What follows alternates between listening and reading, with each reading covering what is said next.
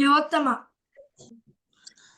ಶ್ರೀಮನ್ಮಧ್ವಮತೆ ಹರಿಪರತರಃ ಸತ್ಯಂ ಜಗತ್ತತ್ವತೋ ಶ್ರೀಮನ್ಮಧ್ವಮತೆ ಹರಿಪರತರಃ ಸತ್ಯಂ ಜಗತ್ತತ್ವತೋ ಭಿನ್ನಾ ಜೀವಗಣಾ ಹರೇರನುಚರಾ ನೀಚೋಚ್ಚ ಭಾವಂಗತಾ ಭಿನ್ನಾ ಜೀವಗಣ ಹರೇ ಅನುಚರ ಹೇತೋಚ್ಚ ಭಾವಗತಾ ಮುಕ್ತೇರ್ನೈಜ ಸುಖಾನುಭೂತಿರಮಲಾ ಭಕ್ತಿಶ್ಚ ತತ್ಸಾಧನಂ ಮುಕ್ತೇರ್ನೈಜ ಸುಖಾನುಭೂತಿರಮಲಾ ಭಕ್ತಿಶ್ಚ ಯಕ್ಷಾದಿತ್ರಿತಯಂ ಪ್ರಮಾಣ ಅಖಿಲಾ ಆಮ್ನಾಯೈಕವೇದ್ಯೋ ಹರಿಃ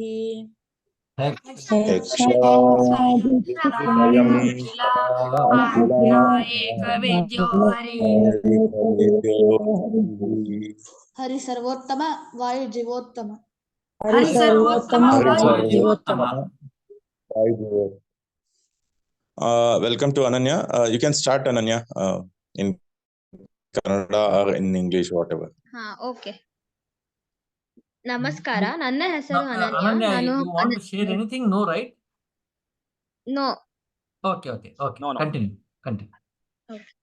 ನಮಸ್ಕಾರ, ನನ್ನ ಹೆಸರು ಅನನ್ಯ ಗೋಟೆ. ನಾನು 11ನೇ ತರಗತಿಯಲ್ಲಿ ಓದುತ್ತಿದ್ದೇನೆ.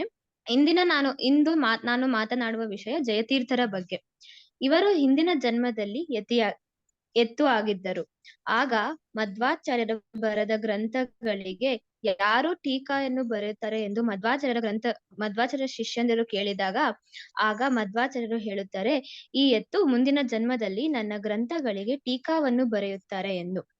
ಜಯತೀರ್ಥರು ಬಂದ ಉದ್ದೇಶ ಗಂಭೀರಯ ವಾಚ, ಅಂದರೆ ಮಧ್ವಾಚಾರ್ಯರ ಮಾತು ತುಂಬಾ ಗಂಭೀರವಾಗಿತ್ತು. ಇದನ್ನು ಸಂಕ್ಷಿಪ್ತವಾಗಿ ವರ್ಣನೆ ಮಾಡಲು ಜಯತೀರ್ಥರು ಬಂದರು. ಇವರು ಮೂಲಪೀಠದ 6ನೇ ಯತಿ. ಇವರು 1345ರಲ್ಲಿ ಪಂಡರಾಪುರ ಬಳಿ ಮಂಗಳವೇದ ಗ್ರಾಮದಲ್ಲಿ ಜನಿಸಿದರು, ಇಂದಿನ ಸೋಲಾಪುರ. ತಾಯಿ ಸಕುಬಾಯಿ, ತಂದೆ ರಘುನಾಥ್ ಪಂತ್ ದೇಶಪಾಂಡೆ, ನಾಮಕರಣ ದೋಂಡೋ ಪಂತ್ ದೇಶಪಾಂಡೆ. ಬಾಲ್ಯದಲ್ಲಿಯೇ ಎಲ್ಲಾ ವಿದ್ಯೆಗಳಲ್ಲೂ ಪ್ರಾವೀಣ್ಯತೆ ಇತ್ತು. ಒಂದು ದಿನ ಕುದುರೆ ಸವಾರಿ ಮಾಡಿ ಕಾಡಿಗೆ ಹೋದರು. ಅವರಿಗೆ ಬಾಯಾರಿಕೆ ಆಗಿ ಭೀಮಾ ನದಿಯ ಬಳಿ ಬಂದರು. ಅಲ್ಲಿ ಅಕ್ಷೋಭ್ಯ ತೀರ್ಥರು ಪಾಠ ಮಾಡುತ್ತಿದ್ದರು. ಆಗ ಅಕ್ಷೋಭ್ಯ ತೀರ್ಥರು ಹೇಳುತ್ತಾರೆ, ಕಿಂ ಪಶು ಪೂರ್ವದೇಹೆ, ಎಂದರೆ ನೀನು ಹಿಂದಿನ ಜನ್ಮದಲ್ಲಿ ಪಶುವಾಗಿ ಹುಟ್ಟಿದ್ದೆಯೇ? ಇವರಿಗೆ ಪೂರ್ವ ಜನ್ಮದ ಸ್ಮರಣೆಯಾಗಿ ವ್ಯಾಖ್ಯಾಸ ತೇಶ ಗೋರಟ್, ಇದು ದ್ವಾದಶ ಸ್ತೋತ್ರದಲ್ಲಿ ಬರುವ ಒಂದು ವಾಕ್ಯ. ನಂತರ ಅಕ್ಷೋಭ್ಯ ತೀರ್ಥರಿಂದ ಸನ್ಯಾಸತ್ವ ಪಡೆದರು. ಆಗ ಬಂದ ಹೆಸರು ಶ್ರೀಮದ್ ಜಯತೀರ್ಥ ಎಂದು. ನಂತರ ಇವರು ಮಧ್ವಾಚಾರ್ಯರ ಎಲ್ಲಾ ಭಾಷ್ಯಗಳಿಗೂ ಟೀಕಾ ಬರೆದ ಕಾರಣದಿಂದ ಇವರನ್ನು ಟೀಕಾಚಾರ್ಯ ಎಂದು ಕರೆಯುತ್ತೇವೆ. ವಿದ್ಯಾಭ್ಯಾಸ ಮುಗಿಸಿದರು. ದುರ್ಗಾದೇವಿಯ ಅನುಗ್ರಹಕ್ಕೋಸ್ಕರ ತಪಸ್ಸನ್ನು ಮಾಡಿದರು. ದುರ್ಗಾದೇವಿ ಅವರಿಗೆ ಲೇಖನಿಯನ್ನು ನೀಡಿ ಅವರಿಗೆ ಅನುಗ್ರಹ ಮಾಡಿದಳು. ಯರಗೋಳ ಎಂಬ ಗ್ರಾಮದ ಒಂದು ಗುಹೆಗೆ ಹೋಗಿ ದುರ್ಗಾದೇವಿ ನೀಡಿದ ಲೇಖನಿಯಿಂದ ಮಧ್ವರ ಭಾಷ್ಯಕ್ಕೆ ಟೀಕಾವನ್ನು ಬರೆಯಲು ಪ್ರಾರಂಭಿಸಿದರು. ಇವರು ಮಧ್ವಾಚಾರ್ಯರ 18 ಗ್ರಂಥಗಳಿಗೆ ಟೀಕಾವನ್ನು ಬರೆದಿದ್ದಾರೆ ಮತ್ತು ಇವರು 3 ಸ್ವಂತ ಗ್ರಂಥಗಳನ್ನು ರಚಿಸಿದ್ದಾರೆ. ಇವರಿಗೆ ಅನೇಕ ಶಿಷ್ಯಂದಿರಿದ್ದರು. ಅದರಲ್ಲಿ ಇಬ್ಬರು ವಿದ್ಯಾಧಿರಾಜ ತೀರ್ಥರು ಮತ್ತು ವ್ಯಾಸ ತೀರ್ಥರು. 40ನೇ ವರ್ಷದಲ್ಲಿ ಮಳಖೇಡದಲ್ಲಿ ಬೃಂದಾವನಸ್ಥರಾದರು. ಈ ದಿನವನ್ನು ನಾವು ಇಂದಿಗೂ ಟೀಕಾರಾಯರ ಪಂಚಮಿ ಎಂದು ಆಚರಿಸುತ್ತೇವೆ. ಇಂದಿಗೂ ದೇಶಾದ್ಯಂತ ಇವರ ಆರಾಧನೆಯನ್ನು ಅತಿ ವೈಭವದಿಂದ ಆಚರಿಸುತ್ತೇವೆ. ವಂದನೆಗಳು. ನನ್ನಿಂದ ಏನಾದರೂ ತಪ್ಪಾಗಿದ್ದರೆ ದಯವಿಟ್ಟು ಕ್ಷಮಿಸಿ ಬಿಡಿ. ಶ್ರೀ ಕೃಷ್ಣಾರ್ಪಣ ಮಸ್ತು. ಹರೇ ಶ್ರೀನಿವಾಸ. ಹರಿ ಸರ್ವೋತ್ತಮ ವಾಯು ಜೀವ. Yes, very much thanks, Ananya, for the brief background of Sri Jayatirtharu. So this Jayatirtharu, who actually elaborated or given a tika comments on the Madhvacharya's work. So Madhvacharya's work is mainly focused on it contained more of a logical analysis of everything, whatever that time he has it. And if Okay. any Madhvacharya's work, if you see it, it has a logical analysis. And if you see Tika Raya Jaitirtha's work, is actually once again pushes or stresses more of a logical analysis. And today, how it is relevant today is that whatever the logical analysis which is stressed in the Madhva whole philosophy, that is used in even in programming or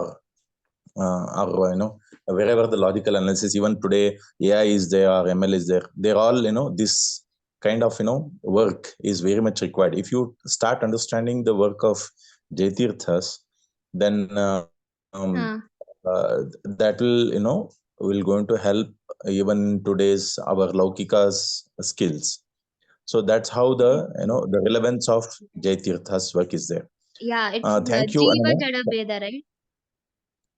Yeah, there are many aspects are there. Many logical aspects are there of the Madhva philosophy or the Jaitirtha's work, which will help us to better understand today's world also. Okay. Thank you, Ananya. We'll go to the ending prayer. Shrish. Thank you, sir. Yeah, thank you. ಇನ್ನೊಂದು ವಿಷಯ ಅಂದ್ರೆ ಜಯತೀರ್ಥರ ಬಗ್ಗೆ ಹೇಳ್ಬೇಕು ಅಂತಂದ್ರೆ ಹೀಗೆ ಹೇಳ್ತಾರೆ, ಜ ಎಂದು ನುಡಿಯಲು ಜಯಶೀಲನಾಗುವ, ಯ ಎಂದು ನುಡಿಯಲು ಯಮನಂಜುವ, ತಿ ಎಂದು ನುಡಿಯಲು ತಿಮಿರಪಾತಕನಾಗಿ, ತ ಎಂದು ನುಡಿಯಲು ತಾಪತ್ರಯ ಪರಿಹಾರ ಅಂತ ಹೇಳಿ ಹೇಳ್ತಾರೆ. ಹಾಗೂ ಇವರು ರಚಿಸಿದಂತ ಅತ್ಯುನ್ನತ ಕೃತಿ ಶ್ರೀಮನ್ ನ್ಯಾಯಸುಧ ಈ ಗ್ರಂಥವನ್ನು ಕೂಡ ಅವರು ಬರೆದಿದ್ದಾರೆ. ಸೊ ಅದನ್ನ ಎಲ್ಲಾ ಪಂಡಿತರು ಓದುವಂತ ವಿಷಯ ಅದು. ಸೊ ಅವರು ಕೂಡ ಶ್ರೀಮನ್ ನ್ಯಾಯಸುಧ ಗ್ರಂಥವನ್ನು ರಚಿಸಿದ್ದಾರೆ. ಇದು ಜಸ್ಟ್ ಹೇಳೋಣ ಅಂತ ಅನ್ಕೊಂಡೆ. Thank you. If anybody want to add. Hello. Sir, ನಮ್ ತಾತ ಮಾತಾಡ್ತಾರಂತೆ. ಸರಿ. ನಮಸ್ಕಾರ ಸರ್, ನಮಸ್ಕಾರ. ನಾನು ಶೈಲೇಶ್ ಆಚಾರ್ ಕೋಟೆ ಅಂತ ಹೇಳಿ. ಹಲೋ. ಹೇಳಿ ಹೇಳ್ರಿ. ಕೇಳಿಸ್ತಾ ಇದೆ. ಅನನ್ಯ ಅಜ್ಜ, ನಮ್ಮ ಮಗ ಒಬ್ರು ಸುಧಾ ಪಂಡಿತ್ ಇದ್ದಾರೆ ಅಂತ ಹೇಳ್ಬೇಕಾಯ್ತು ತಮ್ಮ ಮುಂದ. ಹಲೋ. ಸರಿ, ಹೇಳಿ. ನಮ್ಮ ಮಗ ನರಸಿಂಹಾಚಾರ್ಯ ಕೋಟೆ ಅಂತ ಹೇಳಿ. ಹೌದು, ಗೊತ್ತಾ? ಕ್ಯಾಟ್. ಅದೇ ತುಂಬಾ ಸಂತೋಷ. ಸರಿ.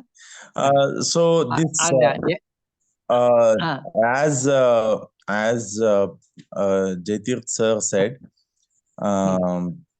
Nyayasudha is one standard. One standard which everybody has to it is a kind of certification work for all Sanskrit scholars. Means where there are two things, even Sanskrits also will be spread, and the logical analysis and even Madhva philosophy also spread through this Nyayasudha. That's one a good comment came from Jaitirtha. That's good. If anybody want to add to this, please add. Madhav, you are saying something? No.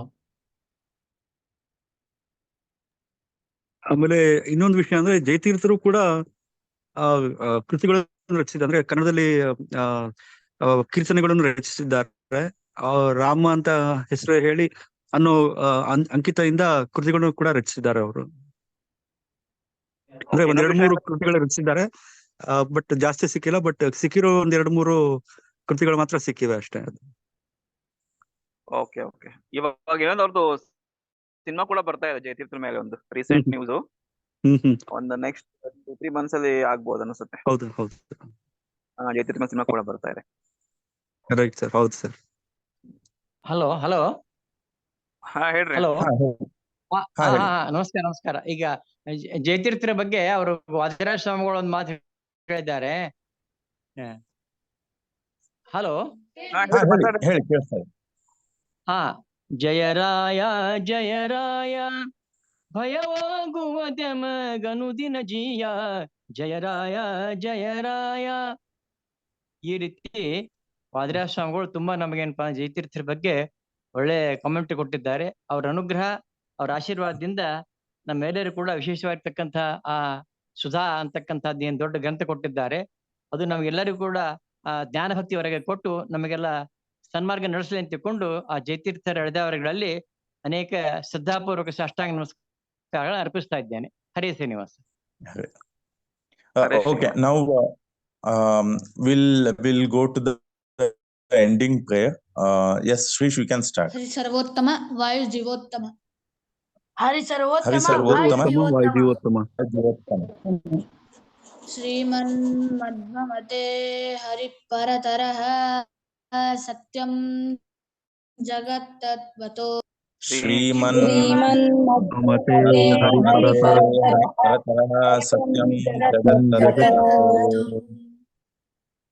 ಭಿನ್ನಾ ಜೀವಗಣ ಹರೇರನುಚರ ನೀಚೋಚ್ಚ ಭಾವಂಗತಾ.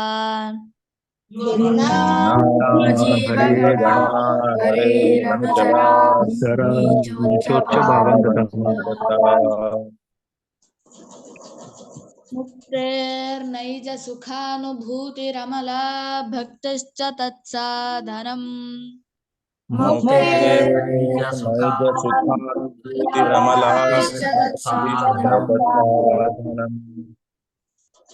ಯಕ್ಷಾದಿತ್ರತಯಂ ಪ್ರಮಾಣ ಅಖಿಲ ಆಮ್ನಾಯೈಕವೇದ್ಯೋ ಹರಿಃ.